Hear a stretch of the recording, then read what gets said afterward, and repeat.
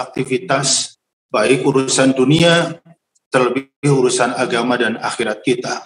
Semoga semuanya kita bisa mengikutinya. Amin ya rabbal alamin. Jamaah yang dirahmati Allah, hari ini adalah kajian kitab perdana ya. Jadi belum pakai kitab. Jadi untuk memulai kita ingin saling memberikan motivasi, saling memberikan semangat di antara kita ya. Dan kita akan coba untuk sama-sama memulai kitab dengan memaknai hijrah atau hikmah dari hijrah. Ya mudah-mudahan nanti kita akan mendapatkan poin yang bisa memberikan inspirasi, yang bisa memberikan semangat, yang memberikan motivasi agar kedepannya dalam segala hal, dalam segala urusan kita akan selalu lebih baik insya Allah. Ya, yang di rumah maupun yang hadir untuk membahas tema ini, mari kita bertitik tolak atau mengambil dasar, mengambil referensi satu ayat saja, surah An-Nisa, surah 4 ayat 100. Ya. Mari kita buka mushafnya, Al-Qur'annya, kita buka aplikasinya, ya kita simak sama-sama.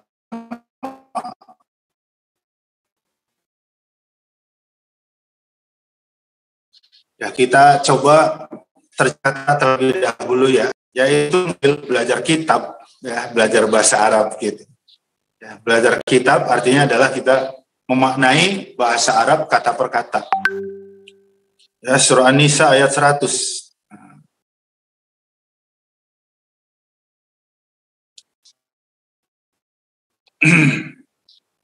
A'udzu billahi minasyaitonir rajim.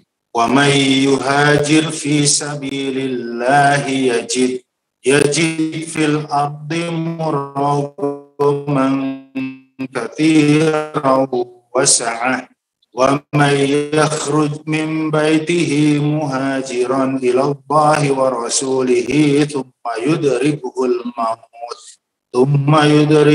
maut faqad waqa'a ajruhu 'ala Allah. Wa may yuhajir, dan barang siapa yang hijrah. Jadi lafdhu am, lafdhu man, lafad mam adalah lafdun am, lafad umum. Jadi man itu umum, ya laki-laki masuk, perempuan masuk, ya siapa saja masuk. Barang siapa yuhajir hijrah fi sabilillah, di jalan Allah atau karena Allah.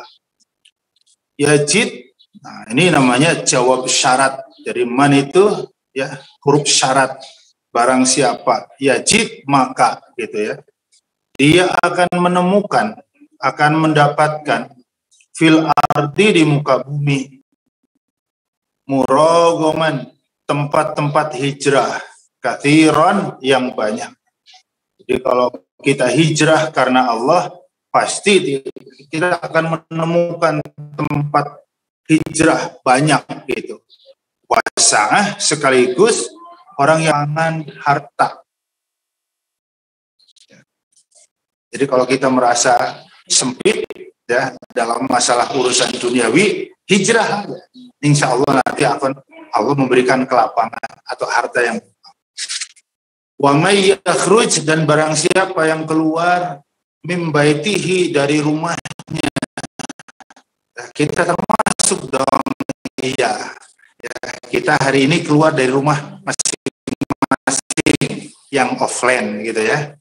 Yang keluar dari rumahnya muhajiran, dalam rangka hijrah ilallah, menuju keridhaan Allah wa rasulihi, dan untuk mengikuti rasulnya. Jadi kita keluar dari rumah untuk menggapai ridho Allah. Kita keluar dari rumah untuk mengikuti Rasulullah. Summa yudrikul mautu, kemudian menemui kematian, menemui ajal. Ya, keluar dari rumah ya untuk mencari ridho Allah, untuk mengikuti Rasulullah, ketemu ajal.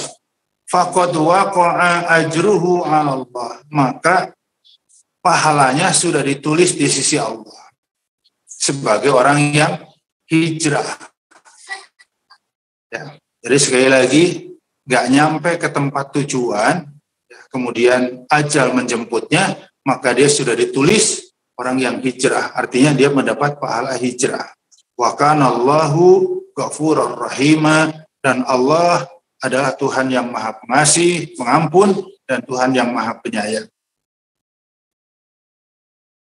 Nah, jamaah yang dirahmati Allah, itulah satu ayat yang menyebut kalimat hijrah, tapi dengan redaksi fi'il mudhari, yuhajir, ya, dan menyebut redaksi yang lain, muhajiron, itu isim fa'ilnya, kata sifatnya.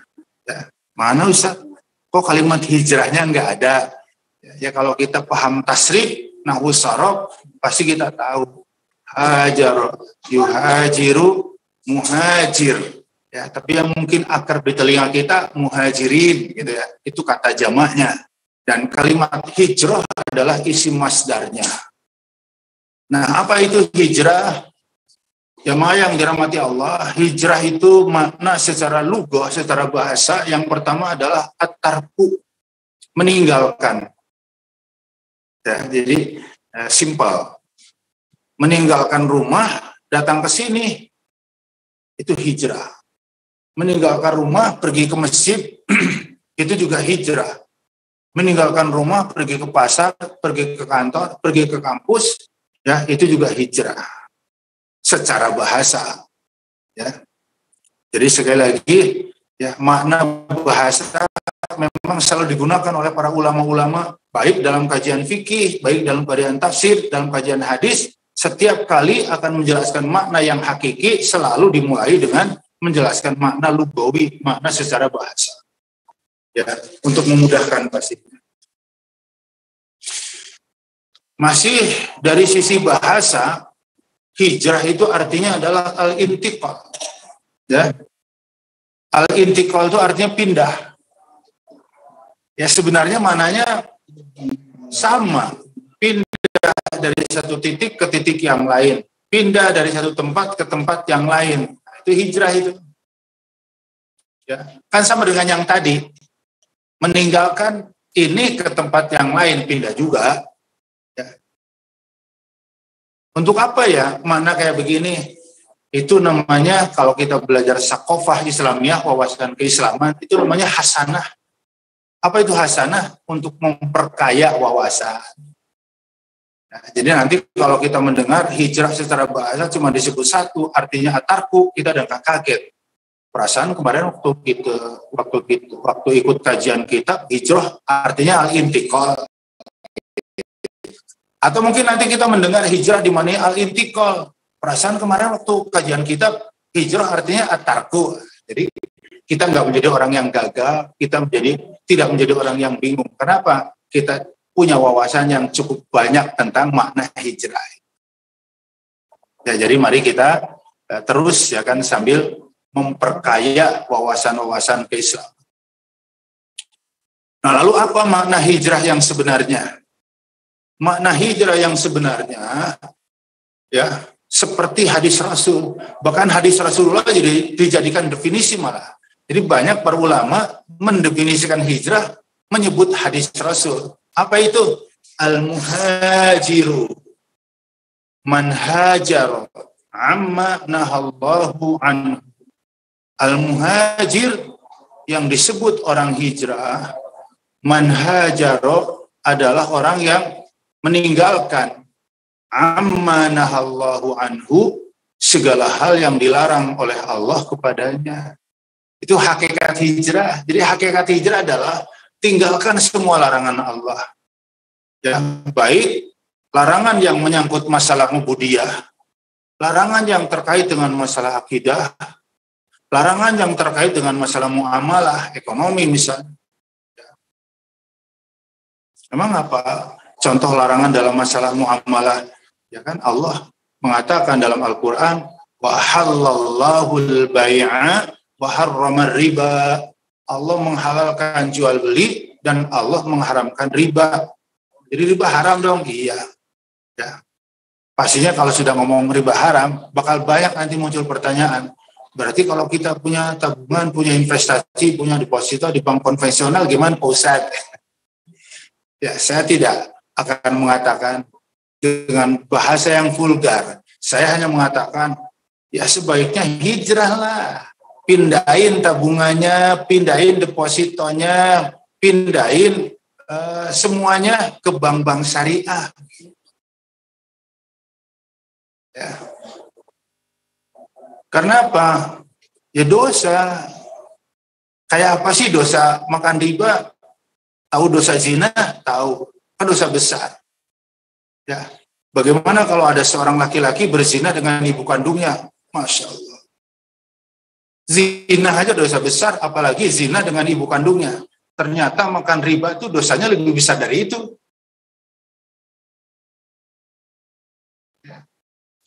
Ya makanya mari kita bermuamalah ya, yang islami bukan hanya dalam bab ubudiyah, ibadah, bukan hanya dalam bab akidah, tapi dalam termasuk bab muamalah, masalah perekonomian.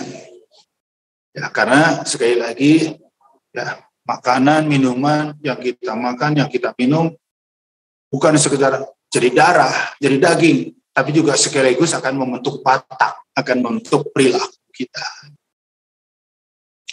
Ya mudah-mudahan Allah Subhanahu wa taala selalu memberikan kemudahan kepada kita untuk hijrah kepada hal-hal yang baik dalam segala urusan. Kecuali darurat. Kalau darurat ya nggak apa-apalah kita buka rekening di bank. Taruhlah BCA misalnya gitu ya. Atau bank konvensional lainnya. Contoh daruratnya gimana? Bapak, Ibu, jamaah mau pergi haji, mau pergi umrah. Ya, biaya ONH, ongkos naik haji, biaya umrah harus dibayar lewat perbankan yang ditunjuk oleh negara. Ya mau nggak mau, ya kita lakukan itu. Sebab kalau kita nggak melakukan itu, ya kita nggak bisa jalan, nggak bisa melakukan pelunasan. Kalau nggak lunas, nggak bisa umrah, nggak bisa haji. Terpaksa ini mah nggak ada masalah. Tapi nanti pulang haji, pulang umrah, tutup lagi. Ya, nggak usah digunakan. Kecuali untuk melakukan hal-hal yang sifatnya kepepet, sifatnya darurat. Nah, jemaah yang dirahmati Allah, jadi saya ulang sekali lagi, hijrah adalah orang yang selalu berusaha keras, sungguh-sungguh, meninggalkan segala larangan Allah, menuju hal-hal yang diperintah oleh Allah Subhanahu wa taala. Itulah hijrah. Ada juga yang menjelaskan dengan bahasa yang lain, hijrah terbagi dua katanya. Ada hijrah mahalliyah, hijrah tempat, ya, dari Bekasi ke Depok atau dari Depok ke Bekasi, itu hijrah. Pindah RT juga itu hijrah mahalliyah, hijrah tempat. Ya, bahasa orang Katan namanya hijrah teritorial. Ya. Yang kedua adalah hijrah maknawiyan, hijrah secara makna. Maksudnya gimana? Hijrah secara mental. Ini orang di mana-mana ngomongnya bohong. Begitu sudah belajar agama, sekarang ngomongnya udah nggak bohong lagi. Jadi mentalnya berubah dari pembohong menjadi jujur, berkata benar. Ya, orang di mana-mana kalau janji pasti nggak ditepatin. Sikap mental berubah. Ya kan, karena kita udah belajar ayat, belajar hadis, setiap kali kita janji kita harus tepati biar kita tidak termasuk golongan orang munafik. Itu namanya hijrah mental, hijrah sikap. Ya, mau ke masjid malas, mau bangun malam malas, mau tilawah malas, mau ngaji malas. Ya, ternyata apa? Ya kan, orang malas tidak akan mendapat apa-apa. Ya. Yang akan mendapat apa-apa adalah orang yang mau bekerja keras. Tidak ada sukses kecuali kita mau bekerja keras. Dan tidak ada orang yang bekerja keras kecuali orang yang punya semangat. Dan nggak mungkin orang akan punya semangat kecuali orang yang punya iman. Jadi sebenarnya sukses seseorang itu diawali dari kekuatan iman. Jadi iman akan mendorong kita menjadi orang-orang yang optimis, semangat. Dan semangat akan mendorong kita bekerja keras. Dan orang yang bekerja keras, insya Allah sukses. Ya kok dibalik, tak ada sukses tanpa bekerja keras. Nggak mungkin kita bisa bekerja keras kalau nggak semangat, dan nggak mungkin kita semangat kalau kita lemah iman.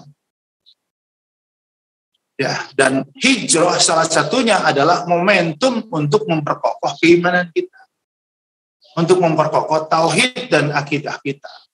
Itu salah satu hikmah di balik hijrah Rasulullah Shallallahu Alaihi Wasallam. Nah, jadi hijrah secara teritorial malah Rasulullah pun berdoa, la hijrata ba'da fathi Makkah. Mudah-mudahan sih nggak akan terjadi lagi hijrah seperti ini. Artinya hijrah seperti yang menimpa saya dengan kaum muslimin dari Mekah ke Madinah. Kenapa Rasulullah sampai mengharapkan seperti itu? Sedih, pilu, nelongso, kata orang Jawa. Ya, terusir dari negaranya sendiri, terusir dari kampung halamannya sendiri, terusir dari tempat tumpah darahnya sendiri. Ya, bisa bawa apa orang yang terusir dari negaranya? Bawa badan sampai tujuannya udah luar biasa. Rumah yang dibangun nggak bisa dibawa. Sawah ladang, ternak nggak bisa dibawa. Ya, kerabat yang nggak mau ikut nggak bisa dipaksa. Sedihlah. Jadi hijrah Rasulullah dengan kaum muslimin kala itu tuh benar-benar sedih banget. Ya, nyawa terancam. Makanya sekali lagi Rasulullah mengatakan, hadis ini diriwayatkan oleh Aisyah radhiyallahu anha, la hijrata. Semoga nggak ada hijrah lagi seperti ini ba'da fathi Makkah, setelah utuh Makkah. Ya, setelah tahun ke-8 hijrah kurang lebih, Rasulullah berdoa mudah-mudahan nggak ada lagi hijrah seperti itu. Nah, lalu hijrah yang diinginkan oleh Rasulullah seperti apa? Hijrah yang kedua tadi, mental. Makanya hijrah mental nggak kenal momentum. Kapan saja, di mana saja. Ya, kita harus selalu berubah kepada hal-hal yang lebih baik.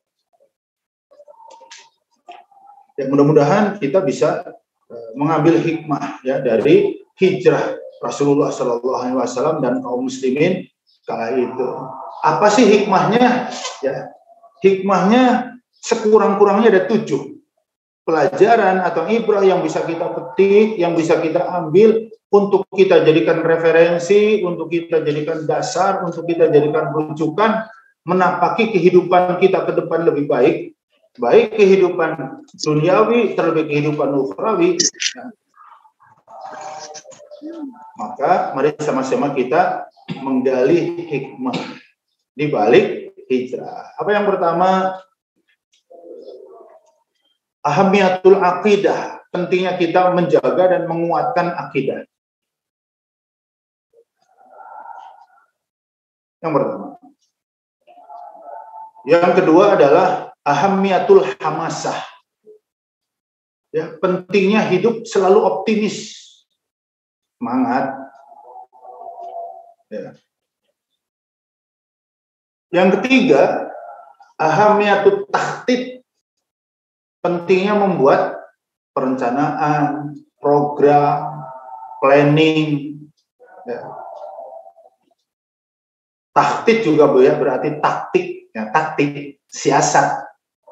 Ya, siasat kata lain, ya ini agak nomor 3 memang agak ini ya sensitif. Siasat kan bahasa Arab, bahasa kitanya politik.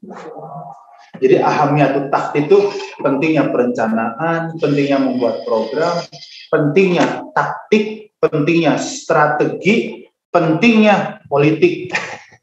Jadi mananya banyak.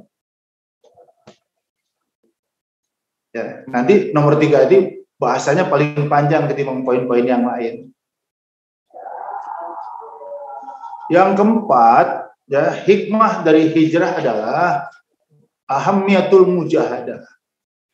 Ya, penting bekerja keras, sungguh-sungguh.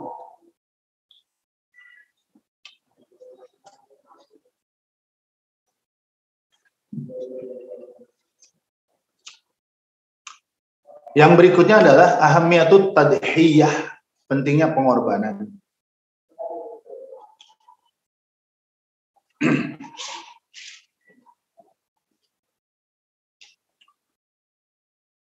Yang berikutnya adalah ahamiyatul ukhuwah, pentingnya merajut persaudaraan.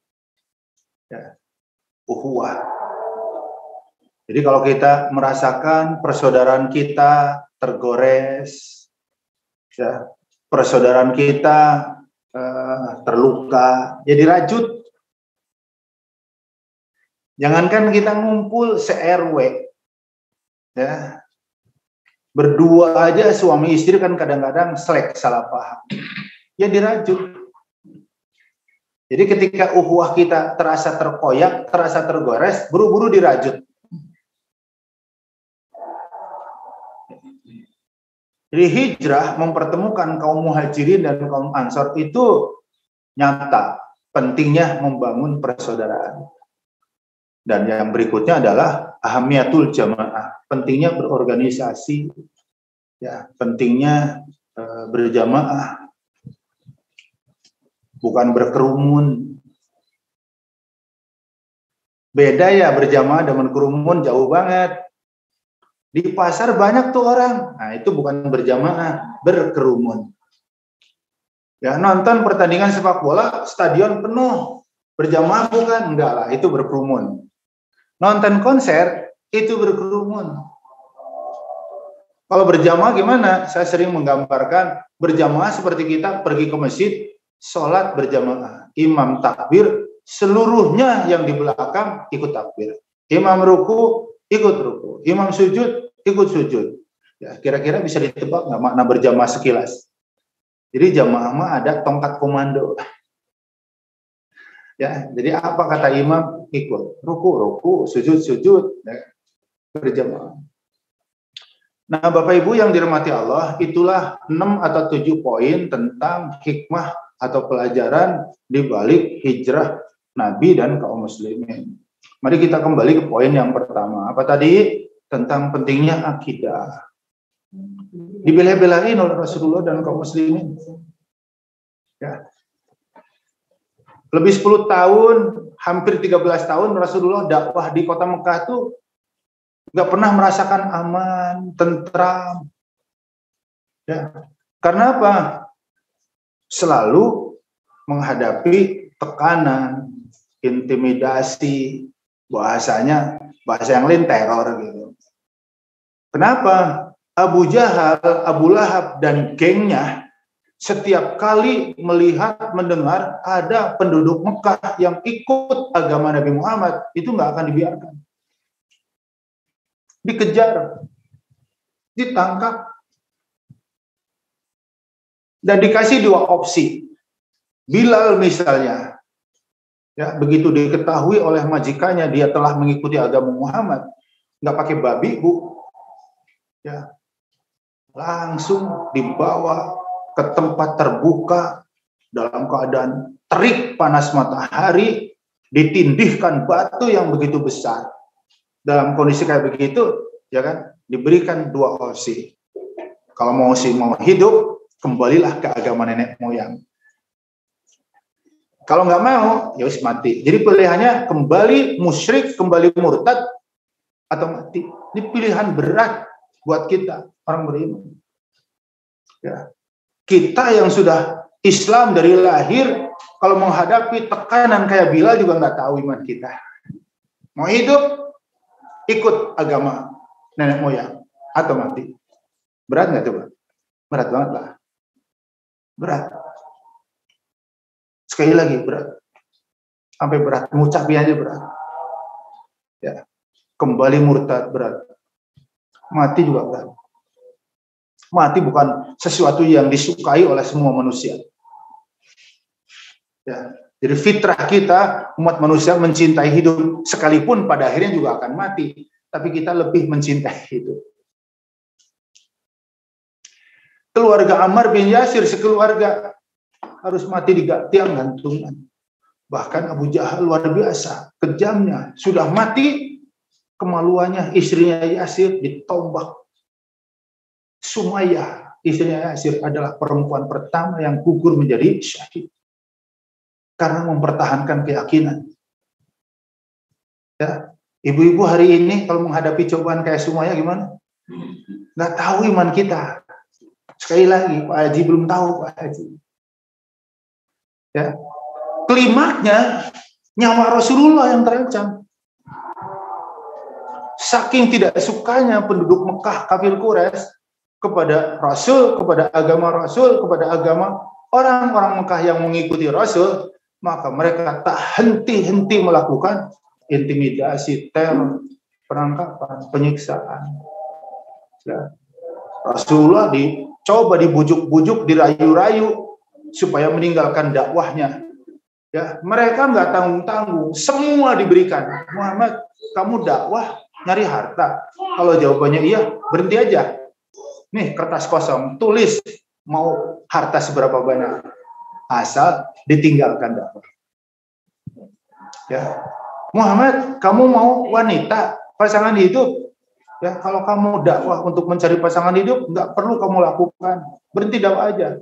Tunjuk wanita mana, dari suku apa, dari kabilah apa. Luar biasa. Ya.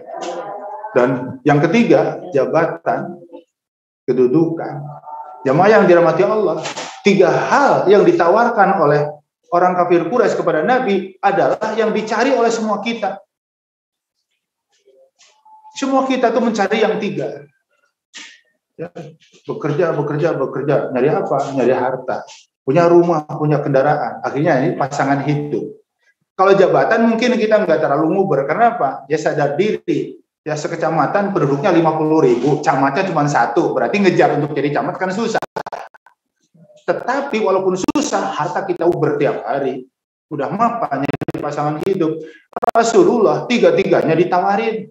Tapi syaratnya cuma 1. Berhenti dakwah. Tinggalkan dakwah. Ditolak. Berhenti mereka? Enggak. Mereka begitu 3 hal yang ditawarkan ditolak, mereka rapat. Mereka punya gedung parlemen namanya Darun Nadwah. Keren namanya ya.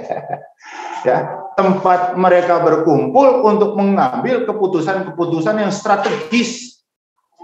Enggak jauh dari Masjidil Haram, Pak Haji. Ya, Darun Nadwah itu mungkin sekitar 5 atau 600 meter tuh. Ya, jadi kalau kita umroh kita haji bisa napak tilas. Ya, disinilah tempat suku-suku ngumpul, tokoh-tokoh perwakilan suku ngumpul untuk mengambil keputusan yang sangat strategis. Ya, terus apalagi yang bisa kita tawarkan kepada Muhammad supaya berhenti dakwah? Akhirnya ide dari salah satu ya peserta sidang muncul. Bagaimana kalau kita tawarkan kepada Muhammad 1 tahun ke depan kita ibadah menyembah Tuhan Muhammad dengan tata cara agama Muhammad, tapi kita minta tahun depan Muhammad dengan pengikutnya datang ke tempat kita ibadah dengan tata cara agama kita. Ya, pergilah utusannya. Ya, gimana Muhammad?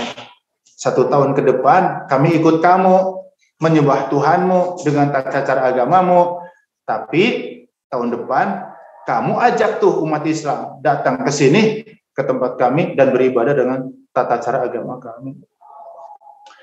Rasulullah Nabi iya, utusan Allah iya, tapi sifat manusiawinya ya kayak kita, makan minum, ya capek ya istirahat, butuh harta ya bekerja. Ya Rasulullah tuh hampir-hampir aja menerima tawaran atau opsi yang keempat. Ya, untuk apa?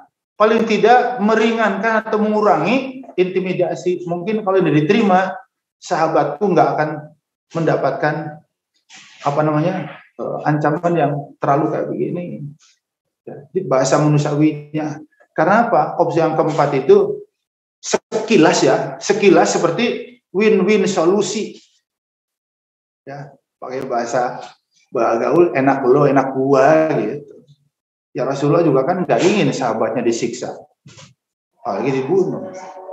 Jadi harapannya ketika opsi yang keempat diterima, mudah-mudahan mengurangi tekanan-tekanan dari pihak kafir Quraisy.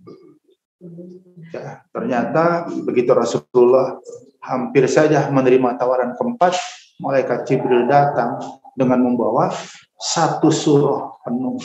Qul ya ayyuhal kafirun lakum dinukum waliyadin. Akhir ayat. Muhammad urusan ekonomi bolehlah dioplos-oplos. Masak bolehlah dioplos-oplos kayak gado-gado. Tapi kalau agama nggak boleh dioplos-oplos. Kalimat lakum dinukum waliyatin. Akhirnya opsi yang keempat pun ditolak oleh Nabi. Ya, andai kita, naudzubillah min dzalik ya, andai kita warga Quraisy kafir, udah nawarin 4 opsi semuanya ditolak, kira-kira kita mau nawarin apa lagi? Yakin deadlock. Mentok kita mau nawarin apa lagi? Akhirnya mereka pun berkumpul lagi di Darun Nadwah untuk melakukan sidang paripurna, untuk mengambil keputusan yang sangat penting. Masya Allah, jemaah yang dirahmati Allah, aklamasi, kita udah nggak bisa ngasih opsi apapun. Nggak ada jalan dan nggak ada cara untuk menghentikan dakwah Muhammad kecuali satu. Apa Pak Haji? Habis ini. Recording stopped. Recording in progress. Ya. Luar biasa kan? Allah melihat, Allah mendengar apa yang diucapkan oleh warga Quraisy di Darun Nadwah. Oleh karena apa? Ya, Allah segera mengutus malaikat Jibril memberitahukan kepada Nabi agar malam itu juga, detik itu juga tinggalkan rumahnya, bahkan tinggalkan Mekah. Untuk apa? Menjaga iman, menjaga akidah. Ya. Ya kalau pakai bahasa kita, orang mu'alaf imannya masih lemah, terus-terusan diteror, gimana coba? Terus-terusan disiksa, bisa balik lagi. Nah, demi menjaga akidah dan keimanan, akhirnya Rasulullah melaksanakan perintah Allah. Ayo kita ngalah untuk menang. Berat memang. Tadi awal tadi berat lah. Ya. Bawa badan. Punya onta banyak. Ya, paling satu dibawa buat tunggangan.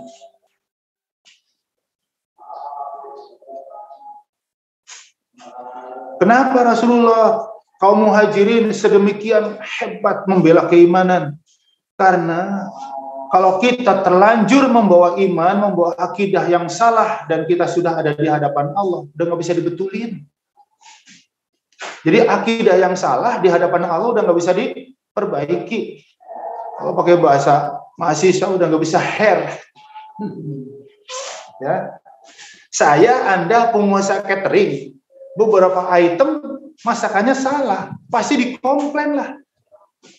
Sebagai pengusaha profesional, kita terima komplainnya. Kita ganti dengan masakan yang baru sesuai pesanan. Rugi dong? Iya. Tekor dong? Iya. Tapi kita nggak bicara rugi dan tekornya.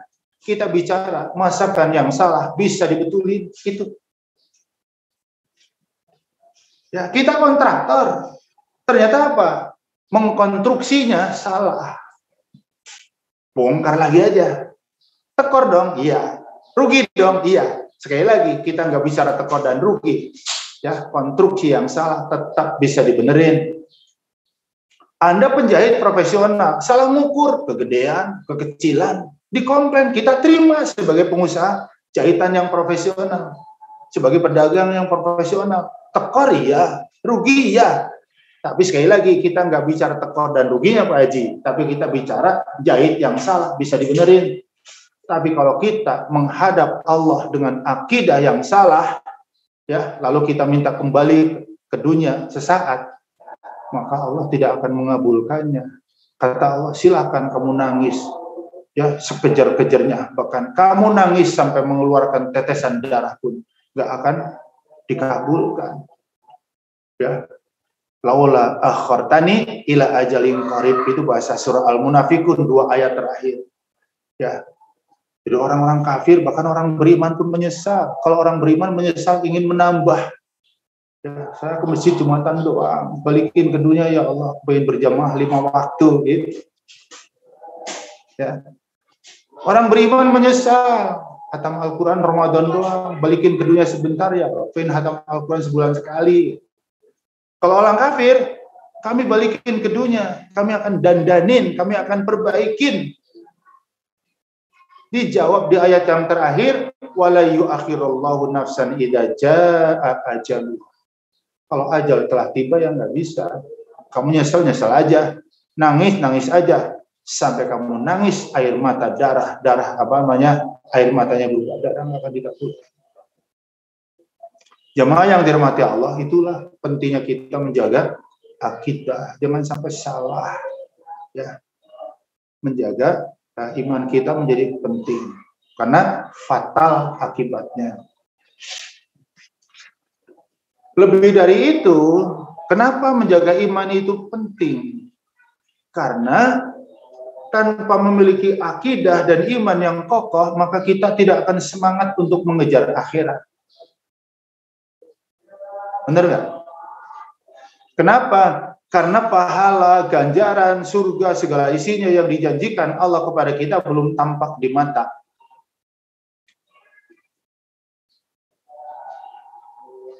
Benar kan? Sedangkan kita kan makhluk visual. Apa makna makhluk visual? Kita tergoda, punya keinginan, punya semangat, karena mata kita melihat. Benar kan? Bapak-bapak, emak-emak terlebih, pergi ke mall, nggak niat beli, gara-gara ngeliat jadi pengen beli. Benar kan? Itu artinya apa? Emang kita visual. Ya. Nggak niat beli, tapi begitu melihat bagus-bagus tiba-tiba jadi beli. Ya. Jadi sedih kita sampai nangis, senang kita sampai ngakak, itu penyebabnya dari mata. Kalau nggak dari mata, dari telinga. Benar kan?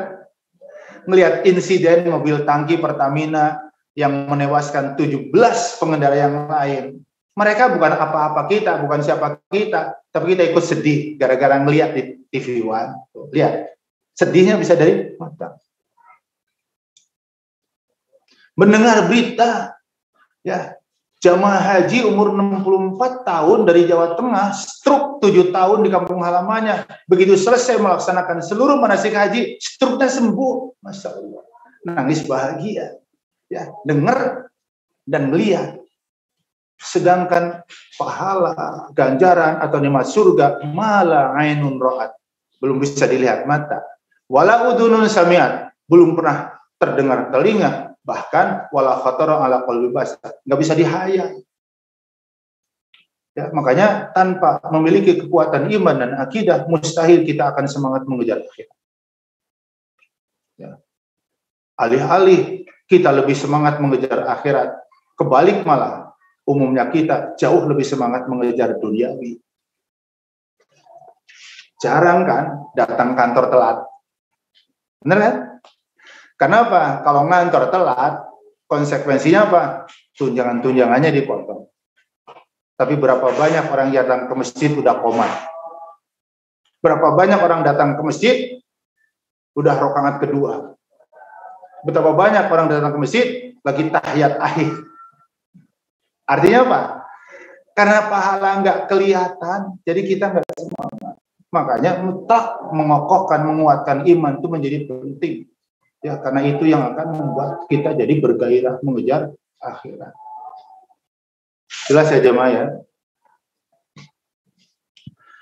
Saya pernah ngisi ceramah kuliah subuh di salah satu masjid di Depok yang jamaah banyak banget.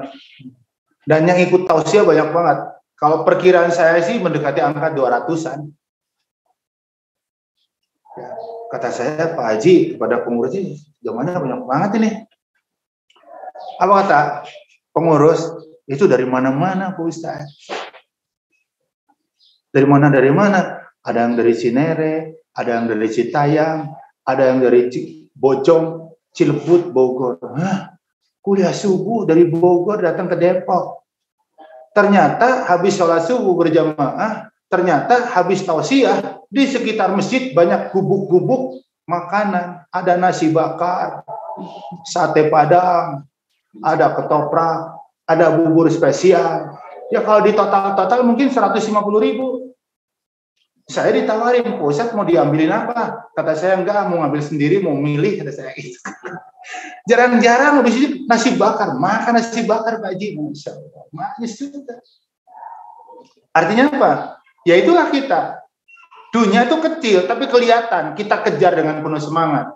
Akhirat, qobliyah subuhnya aja lebih besar dari dunia seisinya. Subuhnya nggak disebut, tapi nalar kita kan nangka. Kalau qobliyah subuh lebih besar daripada dunia seisinya, subuhnya pasti lebih besar. Satu RT ada 100 kakak. Artinya ada 100 laki-laki. Coba hitung yang pergi ke masjid berapa. Benar apa betul? Kenapa mereka nggak tergoda? Mereka nggak semangat. Karena pahala yang dia lebih besar dari dunia sisinya belum tampak di mata. Benar kan? Coba kalau pahala-pahala akhirat ditampakkan hari ini.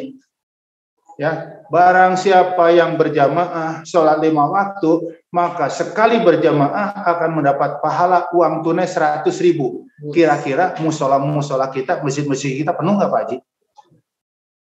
Kata ibu-ibu, jangankan 100.000, 50.000 juga penuh. Benar apa betul? Kecil 50.000, tapi tampak kelihatan. Itu lebih menggoda. Makanya momen hijrah adalah momen menguatkan iman, menguatkan akidah, biar kita selalu memiliki semangat untuk mengejar ya keakhiratan kita. Bahasa Al-Qur'annya itu surah Al-Qasas, ya surah 28 ayat 77. Wabtagi fima atakallahu darul akhirah. Kejarlah apa yang akan Allah berikan kepadamu di kampung akhirat nanti dengan sungguh-sungguh. Ibtigo itu mengejar dengan sungguh-sungguh. Ya. Wabtagi fil, kejar apa yang Allah akan berikan kepadamu di negeri akhirat dengan sungguh-sungguh. Tapi ketika Allah menyuruh kita mencari dunia, itu bahasanya enteng. Wala tansa nasibaka minad dunya. Jangan dilupain jatah kamu di dunia. Enteng. Tapi prakteknya kebalik. Prakteknya kebalik. Benar kan? Ya mudah-mudahan dengan kajian Muharram ini ya kita bisa paling tidak imbang sama. Ya. Semangat mengejar dunia. Jangan dengan semangat mengejar untuk akhirat kita. Itu jamaah rahimakumullah. Nah, kemudian apalagi ya, hikmah tadi ya, ini poin agak krusial, poin agak sensitif. Ya, ini butuh waktu agak panjang untuk membahas ini. Ya, kita cobalah pelan-pelan. Pentingnya apa tadi? Perencanaan, pentingnya taktik, pentingnya strategi. Kata lainnya perencanaan, taktik, strategi, siasat. Siasat itu bahasa Arab, bahasa kitanya politik. Ya, ini bahasa, Masya Allah. Ya kan ngomongin politik ini nggak bisa di khutbah Jumat. Ya, makanya saya menyarankan ya kepada teman-teman para ustadz kalau Jumatan mah bahasanya jangan ngomongin politik, nggak cukup waktu. Karena apa? Kita tuh ya kita umat Islam. Kalau sudah bicara taktik, strategi, siasat yang artinya politik atau kekuasaan, itu kita umat Islam terbelah banyak banget. Terbelah luar biasa. Ada sebagian kita kalau sudah ngomongin strategi, ngomongin politik, ngomongin kekuasaan, yang apatis. Masa bodoh. Ya. Pak Nandar mau kemana nih? Keluarga kelihatannya. Mau jalan-jalan ke Taman Safari Pak Ustadz, refreshing lah. Saya dengar katanya di lingkungan Bapak lagi ada suksesi pemilihan ketua RW. Ah, masa bodoh amat Ustadz, siapa aja yang jadi terserah. Nah, itu dia. Padahal kita tahu kandidat ketua RW-nya ada 2. Ya. Orang soleh yang rajin ke masjid, orang Islam yang taat, yang baik, sama yang satu lagi, misalnya non-muslim. Gara-gara Pak Nandar pergi ke Taman Safari, akhirnya yang jadi yang itu. Kepeduli, apatis. Dan yang apatis banyak banget. Golput itu jumlahnya banyak, luar biasa. Ya kita nggak bisa gimana ya, marah gimana, nggak marah gimana, cuma ngelus dada aja. Kapan ya kita umat Islam tuh sadar, merasakan bahwa taktik, strategi, politik, kekuasaan itu penting buat kehidupan kita.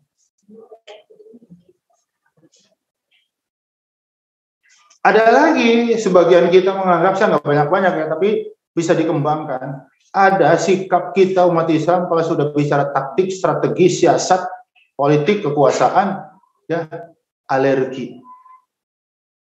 Alergi menjauh. Ayo dimakan. Noh, gulai cuminya enak. Tuh, gulai udang galanya enak. Ya, kata Pak Haji, saya nggak makan cumi, Tat. Saya nggak makan udang, Tat. Emang kenapa, Pak Haji? Alergi. Pokoknya kalau saya makan cumi, udah badan saya udah kayak balon melendung. Artinya alergi apa? Ditinggalin. Ya. Saya kan pelaku orang lapangan. Mungkin Pak Janu, Pak Nandana lama-lama juga ngelihat.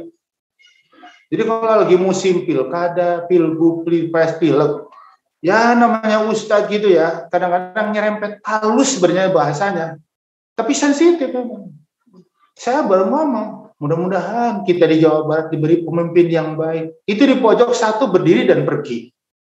Ada di pojok sana berdiri dan pergi. Kenapa? Dia udah nangkep. Ustadznya paling mau bicara politik gitu. Bahasa orang alergi di masjid jangan ngomong politik. Bahasa orang alergi di pengajian jangan ngomong politik. Masya Allah. Kapan kita umat Islam sadar akan pentingnya itu? Ya ini momen hijrah. Momen hijrah itu harus menjadi momen pencerahan untuk kita semua bahwa bicara taktik, strategi, siasat, politik, kekuasaan adalah bagian yang nggak bisa dipisahkan dengan kehidupan kita. Benar apa betul? Soal alergi begitu. Saya ceramah subuh di Manggis. Ya kala itu ya lagi musim-musim pilkada lah, pilek kayak gitu. Ngomongnya benar-benar enggak. Coblos ini enggak. Pilih nomor enggak. Halus. Ya semoga kita diberi pemimpin yang baik. Itu kan halus bahasanya. Pergi kan. Makanya orang yang kayak itu pasti ngomongnya tentang Islam itu minor terus. Padahal coba dengerin sampai tuntas. Kalau ada yang ganjel kan bisa dialog. Bisa diskusi. Benar apa betul? Itu ya. Dan ada kelompok yang ketiga ini menurut hemat saya ya. Nggak ada di buku. Ini saya menganalisa dari lapangan yang saya lihat, yang saya rasakan. Itu yang Pobi. Oh, Pobi lebih parah lagi. Dia marah benar. Ya, benci benar. Ya. Nah, hijrah ternyata salah satu hikmahnya itu pelajaran pentingnya taktik, strategi, siasat, politik. Dari mana? Ya, Rasulullah ketika keluar dari rumahnya setelah lolos begitu ya dari kepungan orang-orang yang akan menangkap dan membinasakannya, ya pergi ke rumah Abu Bakar As-Siddiq bersama Abu Bakar. Rasulullah pergi ke Gua Sur. Ya, yang jauhnya kurang lebih 16 km dari Masjidil Haram, Pak Haji. Dan letak Gua Sur itu di selatan Masjidil Haram. Rasulullah diperintah oleh Allah hijrah ke Madinah. Madinah itu letaknya di utara Masjidil Haram. Orang disuruh pergi ke utara, kok malah jalan ke selatan. Kira-kira maknanya apa? Strategi lah. Untuk mengecoh. Jelas tidak? Apalagi Umar pidato di tengah jalan raya. Penduduk Mekah, siapa di antara kalian yang istrinya kepengen jadi janda? Penduduk Mekah, siapa di antara kalian yang anaknya pengen jadi yatim? Ayo duel sama aku. Jangan ganggu Muhammad. Ya nggak bakal ada yang berani lah. Itu taktik bukan? Rasulullah nyuruh Umar ngomong kayak begitu taktik. Karena nggak akan ada orang yang berani duel. Apalagi satu-satu berhadapan dengan Umar. Dan Umar mengatakan, saya akan segera menyusul Rasulullah ke Madinah. Madinah kan utara. Padahal Rasulullah pergi ke selatan. Itu apa mananya? Strategi. Politik itu strategi, Pak Haji. Untuk apa? Untuk memimpin. Jadi politik itu mencara kita agar kita bisa memimpin, berkuasa. Benar apa betul? Saya mendengar langsung forum dialog. Waktunya terbatas sebenarnya mepet. Waktu itu ya kan saya sedang ceramah bukber di Tanah Baru saya sebut ya. Di salah satu masjid Tanah Baru ya Ramadan acara menjelang buka. Kan mepet. Ya. Dan di tempat itu sedang ada teman-teman kita ya. Saya sebut ya, mohon maaf ya, teman-teman kita dari jemaah tabligh. Saya sebut ini, nggak apa-apa. Ya, temanya nggak sama sekali ngomongin politik, nggak sama sekali ngomongin kekuasaan. Tapi begitu moderator membuka sesi tanya jawab, teman saya yang dari Jamaah Tabligh nanya, Pak Ustadz menyimpang dari tema boleh kan? Kata saya boleh, monggo nggak apa-apa. Begini Pak Ustadz, pengen tahu pandangan Pak Ustadz, pendapat Pak Ustadz tentang Islam politik menurut Ustadz bagaimana? Ya, saya merasa jangan-jangan ngejebak ini pertanyaan gitu. Ya saya akhirnya mencoba untuk membalikkan pertanyaan. Kalau menurut Bapak bagaimana gitu. Ya. Jadi saya ingin tahu juga menurut dia itu bagaimana. Masya Allah jawabannya kalau menurut kami sih politik haram Pak Ustadz. Gitu. Kenapa? Karena politik itu kotor. Politik itu najis, sedangkan Islam kan agama yang fitrah suci. Janganlah barang najis, barang kotor dicampur sama yang suci, atau jangan yang suci dicampur yang kotor. Oh gitu, kata saya. Oh gitu saya. Ya, tapi akhirnya saya malah aktif bertanya. Ya, kalau saya boleh melanjutkan pertanyaan, kalau menurut Anda, kata saya, Rasulullah itu murni ulama, pemimpin spiritual. Rasulullah itu murni ulama, pemimpin informal. Apa Rasulullah juga merangkap sebagai khalifah atau umaro, pemimpin formal? Rasulullah ulama saja atau khalifah saja, atau pada diri Rasulullah melekat dua-duanya, ya ulama, ya umaro? Masya Allah, jawabannya membuat saya adem, dan semua kita adem. Ya menurut saya dan teman-teman, ya Rasulullah, ya dua-duanya lah, komplit Rasulullah. Ya ulama, ya umaro, kata dia. Ya ulama, ya khalifah, kata dia. Saya mengucap alhamdulillah dalam hati. Alhamdulillah, ada titik sama di sini. Saya mencoba masuk dari titik sama. Ya, maaf saya melanjutkan pertanyaan. Kalau Anda tadi menjawab Rasulullah komplit, ya ulama, ya umaro, ya ulama, ya kepala negara, berarti sebenarnya Anda dengan saya sudah sama. Pertanyaan saya buat Anda selanjutnya adalah, apa mungkin kepala negara, apa mungkin umaro nggak paham urusan politik? Maksudnya, apakah mungkin kepala negara nggak tahu taktik, nggak tahu strategi? Itu kalau ibarat orang catur itu udah kena sekak seter itu. Ya nggak mungkin lah. Oh berarti udah sama. Ya kalau Rasulullah nggak tahu taktik, nggak tahu strategi, nggak paham politik, pastinya ya harusnya jadi Menteri Pertahanan, jadi Menteri Keuangan, hancurlah. Harusnya jadi Menteri Keuangan, jadi Menteri Pertahanan, hancurlah. Tapi Rasulullah mengangkat kabinetnya dengan pribadi-pribadi yang punya bidangnya. Itu artinya apa? Itu bukti bahwa Rasulullah memahami strategi. Jelas tidak? Oh gitu. Akhirnya saya katakan, maaf, saya sih niatnya ngelurusin, niatnya ngelempengin. Anda tadi mengatakan politik itu kotor, politik itu najis. Nah, begini kata saya. Politik itu kayak pisau, politik itu kayak golok, politik itu kayak pistol, kayak bedil.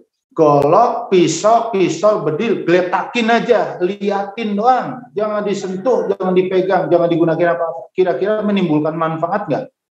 Pasti enggak. Kira-kira akan menimbulkan madarat nggak? Pasti enggak. Begitu juga politik. Ya, jadi kalau politik itu benda mati, kayak pisau, kayak golok, kayak pistol, kayak bedil.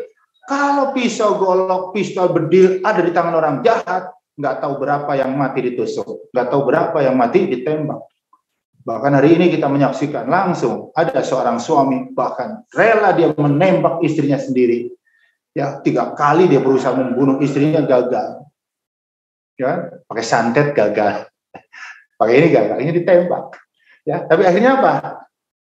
Kopda muslimin akhirnya ditemukan udah tewas minum racun. Ini takut dia, nah, ya, benar kan? Kita kan nonton berita. Artinya apa? Pisau golok di tangan orang jahat pasti akan menimbulkan banyak mudarat. Tapi kalau pisau golok di tangan mama, di tangan ibu-ibu yang ahli masak, motong daging perlu pisau, perlu golok. Motong cabai, motong tomat yang empuk juga perlu pisau, perlu golok. Makanya kalau pisau golok berada di tangan orang yang baik, pasti akan menimbulkan kebaikan. nggak mungkin ibu-ibu di rumah, ya kan, mengatakan nggak butuh golok, nggak butuh pisau. Saya nanya, ntar kalau motong bawang bagaimana? Motong cabai bagaimana? Motong tomat bagaimana? Pokoknya saya mau masak, bumbunya saya kunyah aja. Kalau saya tahu, jangankan perempuan lain, istri saya masak bumbunya dikunyah-kunyah, saya nggak bakal makan. Benar Bu? Oh, bawang, tomat, cabai, perlu pakai golok, apalagi daging. Kira-kira paham nggak ilustrasi ini? Sama politik di tangan orang yang nggak baik, banyak masalah. Tapi kalau politik ada di tangan Anda, insya Allah akan banyak memberikan manfaat. Jelas tidak? Ya. Saya juga kaget waktu itu ya, lagi musim-musim, mohon maaf sekali lagi. Ya, saya ingin bicara lebih agak banyak, agak terang benderang, karena berangkat dari rasa prihatin, kita umat Islam benar-benar terbelah. Banyak mayoritas, tapi kita nggak berdaya di sini. Banyak mayoritas, tapi nggak berdaya. Mudah-mudahan dengan belajar hikmah, hijrah, kita akan menjadi orang-orang yang mengerti.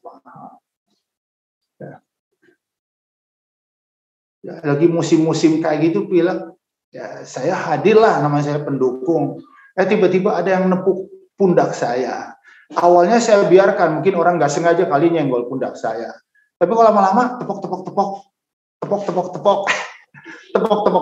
Akhirnya saya nengok Pak Haji. Begitu nengok lah, orang yang kemarin berdebat sama saya, kok sekarang malah ada di belakang saya. Ya, kata saya, emang politik sekarang udah nggak najis ya Pak? Saya ketawa. Politik udah nggak kotor lagi sekarang. Terima kasih Pak Ustadz atas pencerahannya kemarin. Ya kalau kita mengatakan politik kotor, politik najis, berarti Rasulullah main kotor dong, main najis dong. Kan Rasulullah politisi kepala negara. Jadi kalau kita sekarang mengatakan politik kotor, politik najis, itu sama dengan mengatakan Rasulullah main sama yang kotor-kotor, Rasulullah main yang najis. Sekali lagi, bagi kita orang beriman, mustahil bagi Rasulullah main yang haram-haram, main yang kotor-kotor, main yang najis-najis. Betul tidak? Jadi jamaah yang dirahmati Allah, mohon maaf nih kalau saya dalam pertemuan perdana menyampaikan yang kayak begini-begini, karena berat, tapi saya harus ngomong apa ya, harus bagaimana ngejelasinnya ya gitu. Oh, umat Islam susah banget gitu ya, mengertinya susah gitu, malah sering front kayak gitu ya. Nah, mohon maaf nih Bapak Ibu kalau ada di antara, mohon maaf sekali lagi ya, yang di rumah ya kan merasa kurang puas dengan apa yang saya sampaikan, mari kita dialog sampai yang ganjel hilang. Kayak teman yang tadi ya, saya katakan seperti itu. Itu kan strategi banget. Mau ke utara, kau malah pergi ke selatan. Jelas itu taktik. Dan Rasulullah perjalanannya dari Mekah ke Madinah pun nggak lurus istilahnya, zigzag. Ya, ini jalanan lurus, Rasulullah masuk ke sini, keluar, masuk ke sono, keluar lagi, masuk ke sini, zigzag. Itu apa maknanya? Strategi. Orang bicara strategi masa. Anda pelatih bola. 11 orang supaya menang menghadapi 11 yang lain kan pakai strategi. Ya, jadi kita bola kepengen menang aja pakai politik istilahnya, pakai strategi istilahnya. Masa kita dalam kehidupan nggak pakai strategi? Nah, terus kalau ada orang mengatakan urusan dunia jangan dicampur-campur sama urusan agama Ustaz, urusan dunia jangan dicampur-campur dengan urusan akhirat Pak Ustaz, bagaimana jawabannya? Nah ini tip, ini pengalaman saya. Bagaimana kita akan memisahkan urusan dunia dengan urusan agama atau akhirat? Mengerjakan urusan akhirat aja di dunia. Jadi kalau ada orang mengatakan urusan dunia jangan dicampur-campur urusan agama atau urusan akhirat, balikin. Bagaimana kita akan memisahkan urusan dunia dan akhirat? Mengerjakan untuk bekal akhirat aja di dunia. Benar apa betul? Jadi memisahnya gimana? Gak mungkin, dan mustahil sebenarnya. Benar apa betul? Begitu jadinya. Sholat di dunia, puasa di dunia, ya ngaji masih di dunia. Dipisahkan bagaimana misahin? Nggak mungkin, mustahil. Malah sampaikan lagi, urusan-urusan keduniaan yang terkesan nggak ada pahalanya, ya terkesan ya. Sekali lagi saya ulang, Urusan dunia yang terkesan nggak ada pahalanya, ternyata kalau dibingkai, di frame dengan norma-norma agama, dengan nilai-nilai agama, maka urusan dunia itu malah jadi dua double. Urusan dunianya dapat, pahala akhiratnya dapat. Makan kan urusan dunia, duduk. Makan, minum kan urusan dunia, duduk. Pegang tangan kanan, sebut nama Allah, Bismillah. Dunia dapat, pahala dapat. Betul tidak? Bekerja mencari dunia, keluar rumah, di depan rumah, Bismillah, tawakkaltu ala Allah. Berangkat, pulang, alhamdulillah. Maka seharian kita bekerja nyari nafkah pun bernilai pahala. Oh gitu, iyalah. Jadi urusan dunia kita bingkai, kita frame dengan norma-norma agama, malah double dapatnya. Dunia dapat, akhirat juga dapat. Jadi nggak ada ruginya. Kira-kira itu. Jadi sekali lagi jemaah yang dirahmati Allah, sekali lagi punten, sekali lagi mohon maaf, ini hanya ketemu momen saya ingin menyampaikan poin ini agak dalam, ya. Dan kita inginlah kita kaum muslimin ya dalam setiap momen-momen kayak begitu, momen-momen milih ketua RT, milih ketua RW, jangan jadi penonton, tapi kita jadi pemain. Benar betul? Penonton nggak bisa bikin gol, jemaah. Penonton nggak bisa bikin gol. Yang bisa bikin gol pemain. Benar kan? Ya, strikernya Pak Haji, sayap kanannya Bapak, gelandang bertahannya Pak Nanda, pemain bertahannya Janu, penjaga gawangnya saya. Cuman tercipta gol satu. Pak Haji jangan sombong jadi striker. Karena Pak Haji jadi striker yang menciptakan gol. Kalau nggak dapat umpan manis dari Bapak yang sebelahnya juga nggak jadi. Strikernya buat, kan playernya buat, ini buat kalau penjaga gawangnya mudah kebobolan juga. Cuma, oh jadi satu gol itu kerja 11 orang, iya. Masya Allah. Jadi kita bisa menentukan. Jadi pemain bisa menentukan. Ya. Jadi ke depan negeri ini 5 tahun, 10 tahun, 20 tahun ke depan mau pengen seperti apa? Mari kita jadi pemain. Jangan jadi penonton. Wallahu a'lam bishawab. Jamaah yang dirahmati Allah. Itu mungkin ya, poinnya tadi sudah disebut semua. Tapi saya hanya menjelaskan 3 poin pada pagi hari ini. Ya, tentang pentingnya menjaga akidah. Karena salah akidah fatal di hadapan Allah. Yang kedua adalah pentingnya menjaga iman, akidah juga. Karena iman dan akidah yang kokoh akan menggelorakan semangat kita berbuat. Tanpa itu, kita akan kehilangan ruh, kehilangan semangat untuk mengejar pahala akhirat karena nggak nampak di mata. Dan poin yang ketiga, ini panjang lebar saya mengatakan. Ya kan, pentingnya kita apa?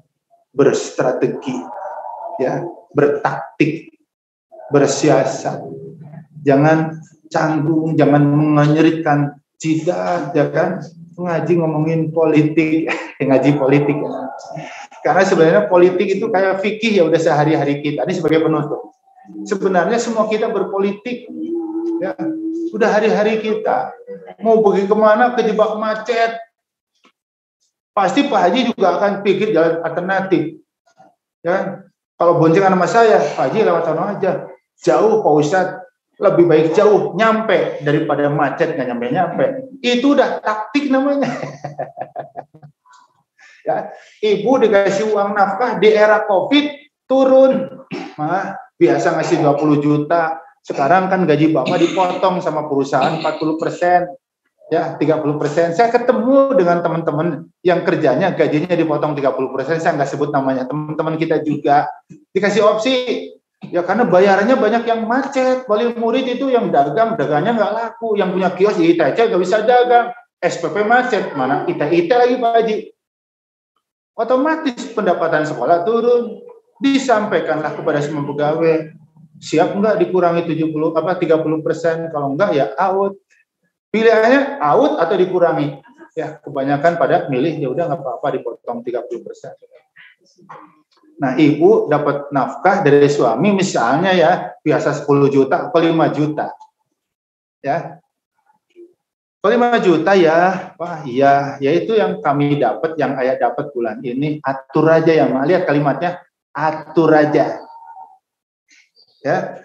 Begitu dipanggil, ayah makan siang. Tempe tahu. Besok, ayah makan siang.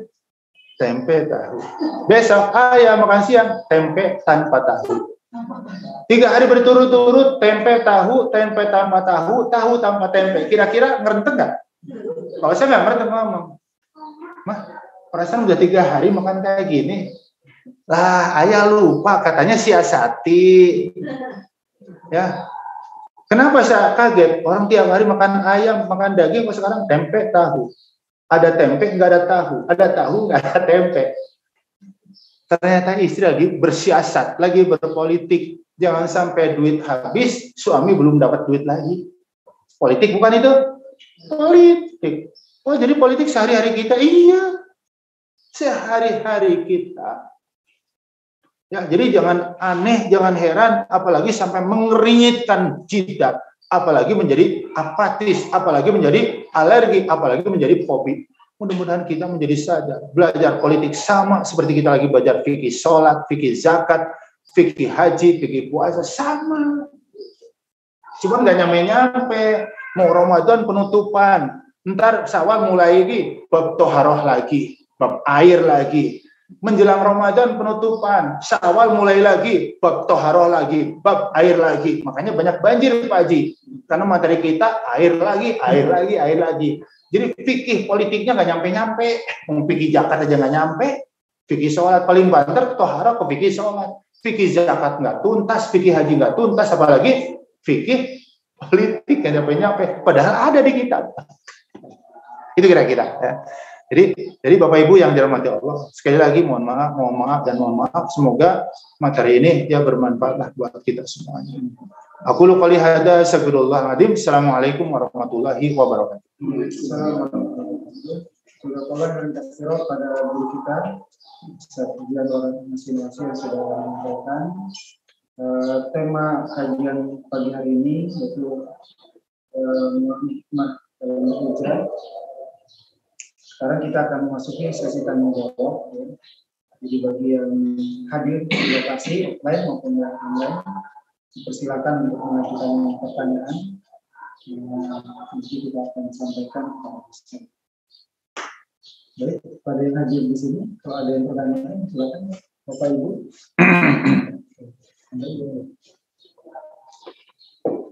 Mungkin ada yang belum jelas atau ada yang ingin ditanyakan dari paparan yang disampaikan oleh guru kita.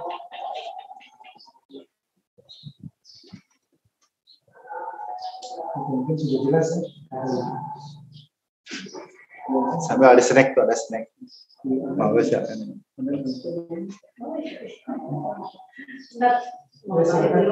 Mangga Bapak Ibu, Assalamualaikum. Baik, apabila tidak ada pertanyaan ya dari Bapak Ibu sekalian, baik yang offline maupun online, mungkin kajian kita akan disebutkan. Nanti insya Allah kita akan lanjutkan lagi di pekan depan dengan tema-tema yang lain. Tetaplah bersemangat untuk hadir ya, Bapak Ibu.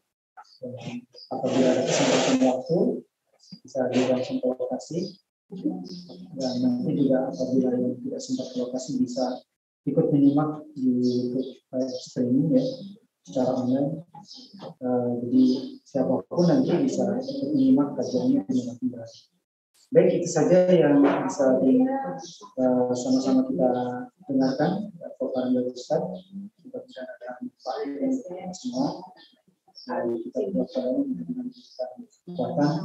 Assalamualaikum Ustaz, mohon izin. Assalamualaikum. Baik, kita sama-sama tutup kajian kita pada pagi hari ini dengan membaca hamdalah alhamdulillahirobbilalamin dalam doa majelis subhanallah. Assalamualaikum Ustaz, mohon izin bertanya. Halo. Assalamualaikum. Iya. Assalamualaikum Ustaz, mohon izin sebelum ditutup, mohon maaf. Iya. Mohon izin Ustaz Anwar Nasihi, mohon izin Bapak Ibu. Salam kenal, salam silaturahmi nun sewu sebelumnya. Saya baru, saya Ernawati Hadi, tinggal di Pancoran Mas. Terima kasih untuk undangannya hari ini. Saya berterima kasih sekali hari ini saya mendapatkan undangan untuk pengajian hari ini, yang Masya Allah banyak ilmu yang saya peroleh.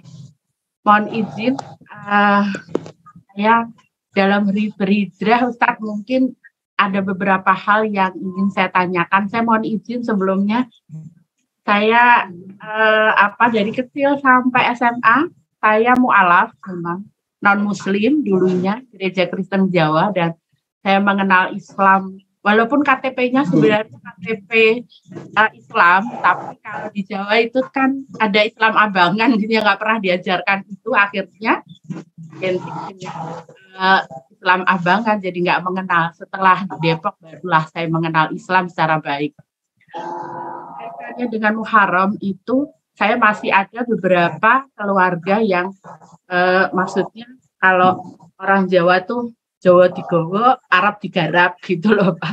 Jadi ada yang kalau bulan Syuro itu masih ada yang karena masih ada yang megang pusaka, ada yang masih ada adat istiadat yang mandi begitu. Tetapi kalau sekarang saya mohon izin, saya mencoba walaupun ada beberapa yang tidak suka dengan saya, walaupun ayo sekarang doanya awalnya pakai doa Jawa yang nyebut aneh-aneh, diganti yuk dengan doa-doa Islam, misalnya pada saat mau mandi, yuk doa mau mandi pakai bahasa Arab Islam, terus misalnya memandikan pusaka ya Ustadz, itu masih ada. Kalau di Jawa tuh bulan Syuro masih ada adat begitu.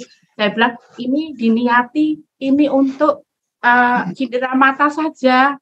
Ayo kita doain pakai doa-doa dzikir yang baik begitu. Karena apa Ustadz, pelan-pelan nggak bisa kita kalau dalam hijrah langsung pindah jelek semuanya ngikutin kita, atau mau kita ini nggak baik, ini baik, seperti itu. Kadang-kadang mohon apakah saya berdosa, apakah masih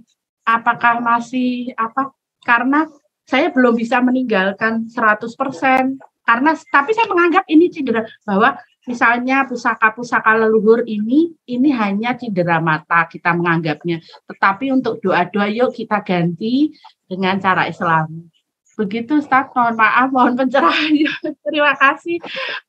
Berkah semuanya. Mohon izin kalau ada yang kurang berkenan. Wabillahi taufiq wal hidayah. Wassalamualaikum warahmatullahi wabarakatuh. Terima kasih.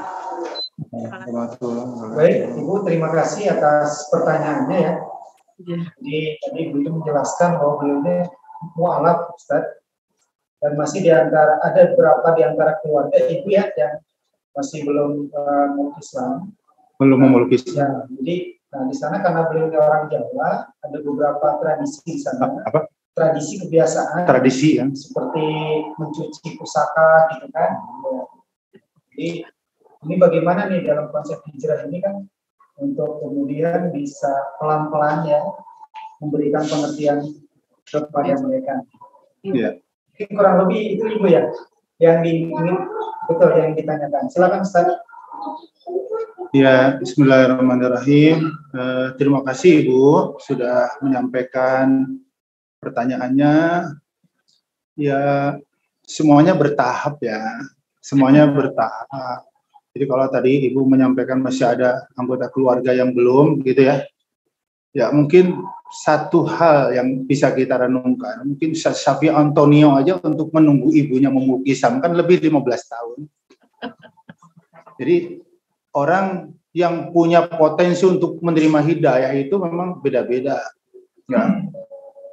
Sahabat Bilal pernah berkata, dia merasa nggak memperolok gitu ya, nggak meremehkan ketika sahabatnya, temannya dulu ya memeluk Islamnya setelah 15 tahunan Bilal menjadi Muslim. Kata Bilal, akhirnya bahasa gaulnya, akhirnya lo nyusul gue, kenapa nggak dari dulu? Nah gitu kita. Ini kata-kata kenapa nggak dari dulu nggak disadari oleh Bilal kalau itu adalah kata kayak meremehkan. Akhirnya Rasulullah mengatakan, an-nasu ma'adin. Bilal, jangan ngomong begitu, jangan diulang lagi ya, nggak baik lah gitu. Manusia itu kayak berlian, kayak mutiara. Maksudnya apa? Karatnya beda-beda Pak Haji. Emas ada yang 18 karat, ada yang 20, ada yang 24, ada yang 99. Jadi kalau itu nempel di setiap kita, ada orang yang cuma dengar ceramah sekali langsung kepengen syahadat. Ya. Baca buku, satu buku udah kepengen Islam. Tapi ada yang prosesnya lama. Kayak Stephen Yusuf Islam itu prosesnya lama untuk mendapat hidayah. Baca Al-Quran, dipelajarilah, baru dia memutuskan. Ya. Jadi sekali lagi, ya kita doakan dari sini mudah-mudahan keluarga ibu gitu ya, yang sampai sekarang belum, mudah-mudahan segera diberi hidayah oleh Allah Subhanahu Wa Taala bisa menyusul. Tapi yang jelas memang kadar emas di dalam hati setiap kita berbeda-beda. Ada yang cukup sekali sentuh, ada yang 2 kali sentuh, ada yang berkali-kali sentuh, ada yang setahun, ada yang 2 tahun. Ya, makanya mudah-mudahan sekali lagi kita yang hadir, yang di rumah, ya mendoakan mudah-mudahan siapapun kalau ada di antara keluarga-keluarga kita yang ngaji hari ini, yang offline maupun yang online masih ada yang belum mendapat hidayah, kita doakan mudah-mudahan Allah segera memberikan hidayah kepada mereka untuk ikut bersama kita, gitu ya. Kalaupun pahit sampai pada akhirnya meninggal, ya belum mendapat hidayah, ya kita hanya bisa pasrah. Kayak Nabi Ibrahim, Nabi dia, Rasul dia, tapi tidak berhasil membujuk ayahnya untuk mengikuti dia. Pamannya Rasulullah, Abu Thalib, kurang apa jasanya? Kurang apa baiknya pada Nabi? Rasulullah bahkan dalam keadaan detik-detik menjelang matinya masih mendakwahi pamannya untuk memeluk Islam, tapi gagal karena Allah tidak berkehendak Abu Thalib memeluk Islam. Jadi ya sudah, kalau sampai pada akhirnya kayak begitu ya kita hanya bisa pasrah. Tapi selagi kita masih bisa ikhtiar, masih berupaya, mari kita lakukan ya hal-hal yang baik, silaturahim, sering datang, membantu kesulitannya, membantu urusan dunianya, ya karena ukuran baik adalah pemberian, perhatian, kasih sayang dan sebagainya. Yang mudah-mudahan dengan kita terus bersikap baik kepada keluarga kita, pada akhirnya mereka insya Allah akan terbuka hatinya untuk bisa menerima hidayah Allah Subhanahu Wa Taala. Begitu ya, Penanda. Terima kasih Pak Ustaz yang sudah memberikan jawaban. Apa masih ada pertanyaan? Sudah cukupkan dulu. Jadi nanti insya Allah kita akan lanjutkan kembali dengan pertanyaan lain. Kita sama-sama membaca Al-Quran Inggris bersama Allah Subhanahu. Asyhadu an la ilaha illa anta astaghfiruka wa atubu ilaik. Assalamualaikum warahmatullahi